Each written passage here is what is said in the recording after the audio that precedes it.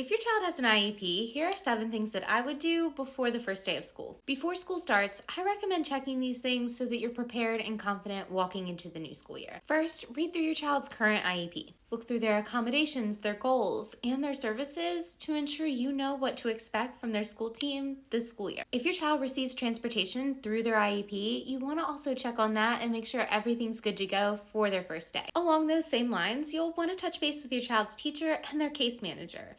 You could do this at back to school night, via email, or at some of the other meet and greet events that happen at the beginning of the school year.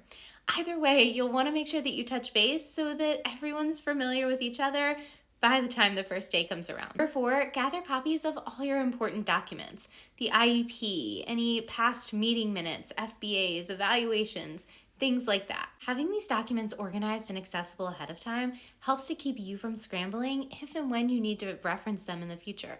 Number 5, note any changes or concerns that have come up over the summer. Kids change and grow over the summer, and sometimes the IEP that we were using at the end of last year doesn't quite translate into this new student who has grown over the summer. So we want to make sure that the IEP we were using is still appropriate and still going to meet their needs heading into the new school year. Another pretty important thing to do before the start of the new school year is know who to contact if and when problems arise. Sometimes this is the classroom teacher or the case manager, but not always.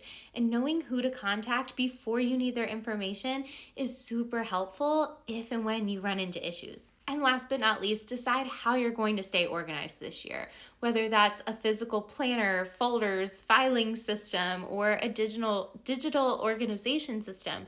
You want something that you'll feel confident using, that's easy to navigate and easy to update when IEP meetings happen or new data comes in. Decide what you're going to use and stick to it. And now's the perfect time before school starts to start adding information and getting everything set up so it's ready to go as soon as school gets back in session. If you need support with any of these, be sure that you're following along so we can do this together.